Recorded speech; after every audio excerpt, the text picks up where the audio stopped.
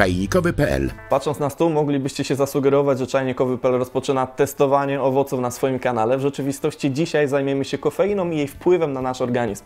A przede wszystkim odpowiemy na pytanie, jak przedłużyć jej działanie, żeby zmniejszyć potrzebę dużego spożywania kawy, dużej ilości kawy dziennie, a wręcz spowodować, że ta dawka będzie bardziej efektywna, będzie dłużej działała w naszym organizmie. Do tego właśnie będzie nam potrzebny grejpfrut, ale zanim o tym opowiedzmy tak naprawdę, jak każdy z nas odbiera działanie kofeiny. W rzeczywistości ciężko znaleźć jeden klucz, ponieważ niektórzy z nas będą mieli większą wrażliwość na kofeinę, większą wrażliwość wynikającą z tego, że więcej kofeiny, więcej kawy piją, ale też wynika to z genetyki. Natomiast już po 45 minutach od spożycia kawy 90% całej zawartości kofeiny trafia do naszego krwiobiegu, więc jest to substancja bardzo silnie działająca i przez około 3-4 godziny, tutaj są uwarunkowania indywidualne, bardzo mocno nas pobudza. Po tym czasie następuje spadek energii i właśnie znajdujemy się wtedy w punkcie, w którym musimy podjąć decyzję, czy sięgamy po kolejną filiżankę kawy, czy na ten dzień odpuszczamy. W takim ciągu bardzo łatwo dojść do sytuacji, kiedy po prostu spożywamy kawy zbyt dużo, kiedy już zaczyna nam szkodzić, kiedy jest to wartość przekraczająca takie zdrowe normy. Dlatego zamiast zwiększać ilość, zastanówmy się, jak wykorzystać tą ilość kofeiny bardziej efektywnie. I właśnie w tym celu potrzebne nam są grejpfruty, a konkretnie naringina, która jest w środku całych owoców.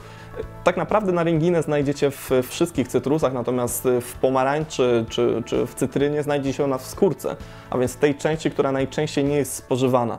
Natomiast w grejpfrucie mamy ją w całym owocu, zarówno w miąższu, pestkach, jak i właśnie też w skórce. I jakie jest jej działanie? Przede wszystkim możemy tutaj wskazać na to, że bardzo czynnie wpływa na to, jak działają przyjmowane przez nas substancje różne. Dlatego na przykład jeśli ktoś przyjmuje leki, nie powinien spożywać równocześnie grejpfrutów, ponieważ ciężko będzie dobrać odpowiedniej dawki. Te leki mogą albo zbyt mocno na nas działać, albo wręcz przeciwnie, osłabia ta naringina właśnie ich działanie. Sama naringina w ogóle odpowiada za smak gorzki w grejpfrucie. To właśnie ona przynosi ten specyficzny smak, za który cenimy grejpfruta, albo za który nie lubimy grejpfrutów, ponieważ pomarańcze są dużo bardziej popularne ze względu na ich słodycz. Natomiast jakie jest jeszcze działanie grejpfruta? W tym przypadku akurat blokuje pewne enzymy, które wytwarzają się w wątrobie, które uczestniczą w metabolizmie no właśnie kofeiny. Dzięki spożywaniu równolegle kofeiny i naringiny, w przypadku akurat naszym grejpfrutów, możemy wydłużyć o blisko połowę czas działania kofeiny. Dzięki temu nie musimy spożywać ciągle kolejnych kaw, tylko po prostu przy jednej konkretnej kawie jesteśmy w stanie dłużej funkcjonować w efektywny sposób. Sama naringina, same spożywanie grejpfrutów w jeszcze jednym aspekcie jest bardzo pomocne, ponieważ obniża poziom kortyzolu, a więc tego hormonu stresu, i tego działania kofeiny, który jest bardzo negatywny, tego poczucia takiego pewnego rodzaju pobudzenia, ale w taki negatywny sposób.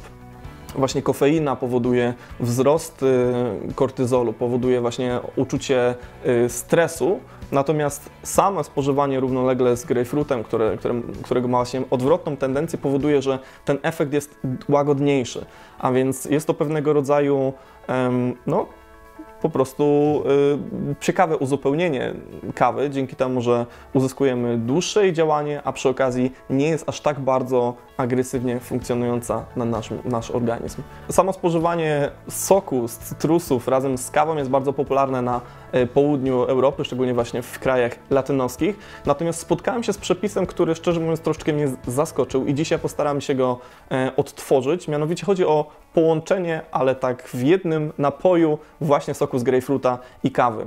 Nie zawsze jestem zwolennikiem łączenia w ogóle kawy z czymkolwiek, ponieważ jeśli mamy dobrej jakości surowiec, to po co dodawać cokolwiek innego do niego.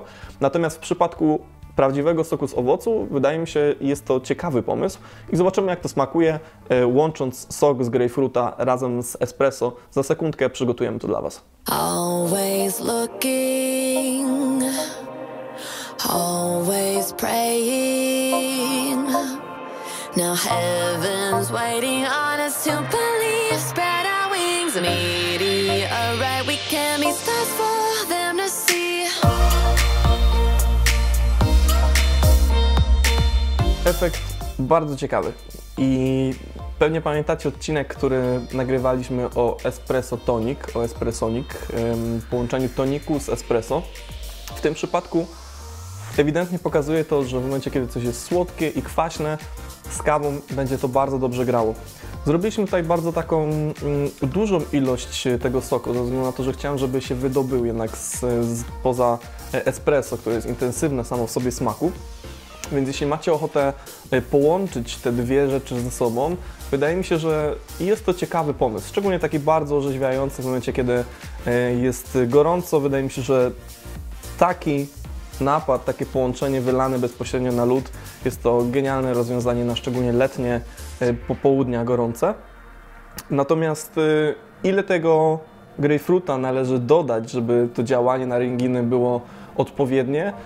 Szczerze mówiąc, szukając informacji na ten temat, dotarłem do różnych opinii. Niektórzy mówią, że wystarczy dodać zaledwie 2 łyżki takiego soku. W tym przypadku wydaje mi się, że jeśli już otworzymy jednego grejpfruta, nie ma co szczędzić soku, dodać po prostu do niego kawy, której używamy na co dzień, niekoniecznie w formie espresso. Może być to po prostu zwykły sposób zaparzona kawa i cieszyć się takim dość nietypowym smakiem orzeźwiającego połączenia grejpfruta i kawy.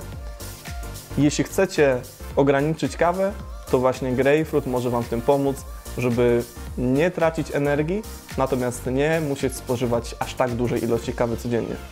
Czy próbowaliście? Czy lubicie grejpfruty w połączeniu z kawą, ponieważ może dla niektórych jest to dość znajomy przepis, znajoma receptura? Podzielcie się tym w komentarzach, może sami znacie jakieś inne ciekawe połączenia kawy z jakimś innym produktem, który przedłuży działanie kawy. Dzielcie się w komentarzach, no i oczywiście widzimy się w następnych filmach na czajnikowy.pl.